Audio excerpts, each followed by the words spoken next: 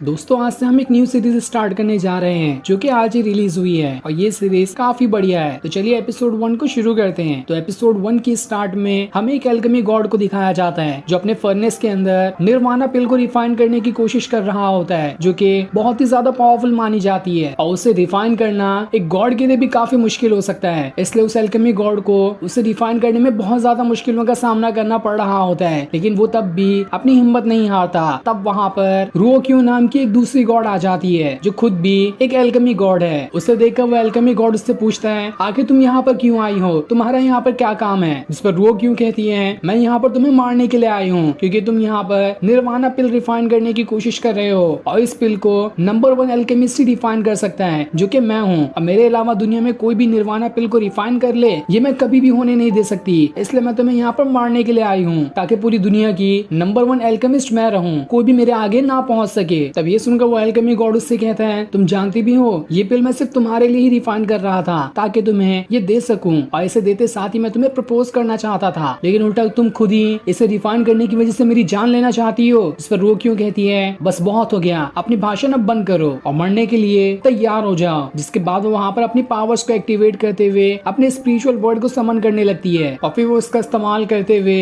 उसे सीधा उस गॉड के पीछे लगा देती है। इसलिए वो गॉड उस बर्ड से बचने की कोशिश करता है और वहाँ से इधर उधर भागना शुरू कर देता है, जहाँ खुद में वो ये कह रहा था इस बार मैं निर्वाणा पिल रिफाइन नहीं कर पाया तो क्या हुआ, अगली बार मैं दोबारा से कोशिश करूंगा, लेकिन मुझे कोई मार दे ये मैं कभी होने नहीं दे सकता। अगर आज मेरा मरना ही लिखा है तो मैं अपने हाथों से अपनी जान दूंगा, कोई दूसरा मेरी जान नहीं निकाल सकता। जिसके बाद वो खुद ही अपने एल्केमी फर्नेस के अंदर चले जाता है जहाँ पर बहुत ज्यादा गर्मी थी और वहाँ वो अपनी पावर का इस्तेमाल करना शुरू कर देता है जिस वजह से हर जगह बिल्कुल टूटने लगती है और इस तरह से वो एल्केमी गॉड भी मारा जाता है। अब हम कुछ सालों बाद का सीन देखते हैं जहाँ पर एक एकेडमी के अंदर कई सारे डिसाइपल आए होते हैं ताकि वो उस एकेडमी का हिस्सा बन सके। तब वहाँ पर मास्टर सारे आए हुए डिसाइपल से कह रहे होते हैं कि मार्शल आर्ट की दुनिया में कोई शॉर्टकट नहीं होता, तुम्हें शुरुआत से शुरू करना होगा और ना ही कल्टीवेशन सिर्फ पावर के लिए होता है, कल्टीवेशन तो दिमाग, ताकत, हिम्मत इन सारी चीजों के लिए भी होता है। अगर तुम एक बार कल्टीवेशन करते हो तो तुम्हारा इन सब चीजों के अंदर सुधार आने लगेगा। जिसके बाद वो वहाँ पर एक फॉर्मेशन को एक्टिवेट करना शुरू कर देते हैं। जिसके बाद मास्टर सारे लोगों को वहाँ पर रूल बताना शुरू कर देते हैं कि यहाँ पर सभी को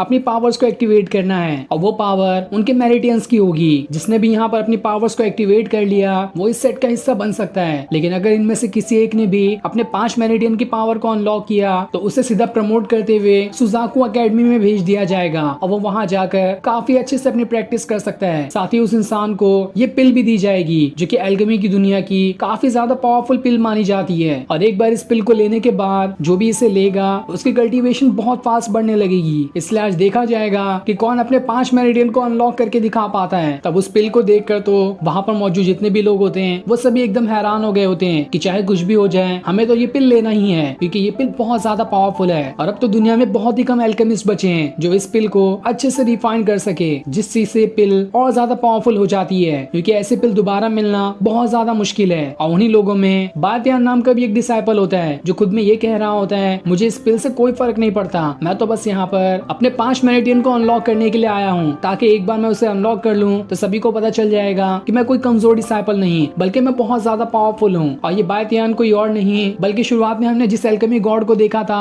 वो बातियान के ही एंसेस्टर है, लेकिन अभी बातियान को उनकी कोई भी यादें नहीं है कि आखिर उसके एंसेस्टर कौन है। तब वहाँ पर 2 डिसाइपल आते हैं जो वहाँ पर बातियान का मजाक उड़ाना शुरू कर देते हैं कि तुम तो किसी काम के नहीं हो, तुम बहुत ही ज्यादा कमजोर हो, तुम और तुम्हारी पूरी फैमिली किसी काम की नहीं है, देख लेना कुछ दिनों बाद ही तुम्हारी सू फैमिली हमारी फैमिली से रिप्लेस हो जाएगी और हमारी फैमिली तुम्हारे से आगे निकल जाएगी, जिस वजह से इस पूरे के पूरे कॉन्टिनेंट में हमारी मू फैमिली का नाम रोशन हो जाएगा। उन्हीं में एक लड़की भी होती है जिसने कुछ टाइम पहले बातियान को प्रपोज किया हुआ था, लेकिन बातियान ने उसे रिजेक्ट कर दिया होता है और अब वो जिस लड़के के साथ आई है वो उसे डेट कर रही है। तब वहाँ पर कुछ लड़कियां आ जाती है जो बातियान का सपोर्ट करते हुए उन दोनों से कहती है कुछ दिनों पहले जब बातियान को चोट नहीं लगी थी तब तो किसी के अंदर हिम्मत नहीं थी कि आगे बातियान से ऐसी बात कर सके, और आज देखो जब उसे चोट लग गई है तो तुम यहाँ पर अपना मुंह उठाकर आ गए ताकि अपना धौंस जमा सको कि देखो हम तो बातियान को भी हरा सकते हैं, लेकिन असल में तो तुम लोग एकदम डरपोक हो, तुम्हारी कोई औकात नहीं बातियान के सामने खड़े रहने की। तब वो लड़की जिसका नाम मूवान होता है वो दोबारा से उस टाइम को सोचने लगती है जब उसने बातियान को प्रपोज किया था, लेकिन तब बातियान उसे रिजेक्ट करके वहाँ से चला गया होता है, जिस चीज को याद कर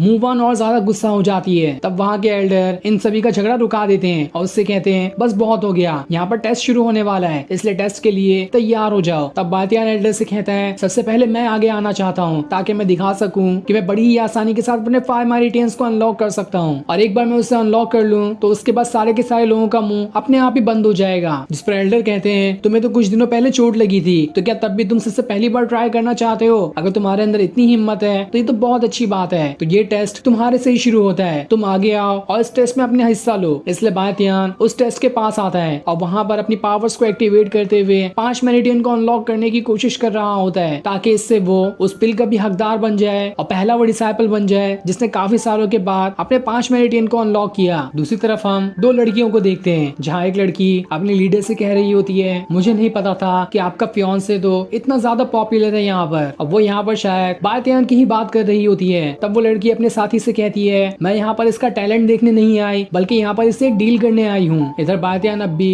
अपनी पावर का इस्तेमाल करते हुए अपने मेरिडियन को अनलॉक करने की कोशिश कर रहा होता है, लेकिन वो 5 क्या एक भी मेरिडियन को ठीक से अनलॉक नहीं कर पाता, और काफी ज्यादा कोशिश करने की वजह से उसके खुद के जो मेरिडियंस होते हैं वो भी ब्लॉक होने लगते हैं, और इससे उसे काफी ज्यादा तकलीफ हो रही होती है। ये देखकर सभी उसका मजाक उड़ाना शुरू कर देते हैं कि ये तो किसी काम का नहीं है, बहुत ज्यादा उछल रहा था लेकिन असल में तो इसके पास कुछ भी नहीं है। वही बातियान इस चीज से काफी ज्यादा उदास होता है कि क्या मैं दोबारा से हारने वाला हूँ? हमेशा से तो मेरी बेइज्जती ही होते आई है, लेकिन आज मैं कुछ भी करके अपने 5 मेरिडियन को तो अनलॉक करके ही रहूंगा। तब उसे उसके एंसेस्टर की सारी मेमोरी आने लगती है, जिसमें उसे रोकियों भी दिखाई देती है, किस तरह से उसने उसके एंसेस्टर की जान ली थी। इस चीज से तो वो बहुत ज्यादा गुस्सा हो गया होता है। साथ ही अब उसके पास उसके एंसेस्टर की भी पावर्स आ चुकी थी, और जैसे वो अपने एंसेस्टर की पावर का इस्तेमाल करते हुए अपने दोबारा से मेरिडियन को अनलॉक करने की कोशिश करता है, तो इस बार वो बड़ी ही आसानी के साथ अपने 5 के 5 मेरिडियन को अनलॉक कर पाता है। ये देखकर तो सारे के सारे लोग एकदम हैरान थे कि आखिर बातियान ने ये कर कैसे दिखाया। साथ ही इस चीज से एल्डर भी हैरान हो गए होते हैं कि बातियान ने तो बड़ी ही आसानी के साथ अपने 5 के 5 मेरिडियन को अनलॉक कर लिया, और ये सारे हीवन लेवल के फायर मेरिडियंस थे जिन्हें कोई भी जल्दी अनलॉक नहीं कर पाता। लेकिन बातियान तो यहाँ पर भी नहीं रुकता है। एक बार फायर मेरिडियन को अनलॉक करने के बाद वो भी उसके बाद आइस मेरिडियन को भी अनलॉक करना शुरू कर देता है, जिस वजह से वहाँ पर जितने भी मेरिडियन थे उनमें से फायर निकलने के बाद अब स्नो की पावर निकलने लगती है। ये देखकर तो एल्डर भी हक्का बक्का रह चुके थे कि आखिर बातियान इतनी जल्दी इतना पावरफुल कैसे बन गया। बातियान ने तो यहाँ पर कमाल ही कर दिया है। जिसके बाद इस चीज से बातियान भी काफी ज्यादा खुश हो गया होता है कि उसने आज अपने मेरिडियन को अनलॉक करके दिखाई दिया, जिस वजह से सभी मान चुके हैं कि बातियान काफी ज्यादा पावरफुल हो चुका है। तब वहाँ पर एक डिसाइपल आता है जिसका नाम हान फेंग होता है, और इसी ने कुछ दिनों पहले बातियान को बहुत मारा था। उसी वजह से उसके कई सारे मेरिडियन ब्लॉक हो चुके थे। वो एल्डर से कहता है इस बातियान ने यहाँ पर चीटिंग की है, क्योंकि जब मैं इसके मेरिडियन को ब्लॉक कर चुका था तो आखिर इसने यहाँ पर कैसे इतनी जल्दी यहाँ पर अपने सारे मेरिडियन अनलॉक करके आइस ऑफ फायर की भी मेरिडियन को अनलॉक कर दिया, वो भी हीवन लेवल वाले। मुझे तो लगता है इसने यहाँ पर किसी जादू का इस्तेमाल किया और सभी को भ्रमित कर दिया, ये दिखाने के लिए कि इसने सच में अपने मेरिडियन अनलॉक किए हैं, बल्कि असल में तो ये किसी काम का नहीं है। तब बातियान उसे चैलेंज करते हुए कहता है अगर तुम्हें झूठ लगता है तो क्यों ना हम दोनों के बीच फाइट हो जाए, अभी डिसाइड हो जाएगा कि मेरे पास पावर है भी या फिर नहीं। जिस पर हान फेंग भी मान जाता है, और अब एल्डर बैटल एरिना के बीच में एक रिंग बना देते हैं, और जो भी इस रिंग के बाहर गया वो कंपटीशन हार जाएगा। जिसके बाद अब दोनों रिंग के अंदर आ जाते हैं और फिर इन दोनों के बीच फाइट शुरू होने वाली होती है। जिसके बाद ये सीन दिखाते ही ये एपिसोड यहीं पर एंड हो जाता है। Thanks for watching.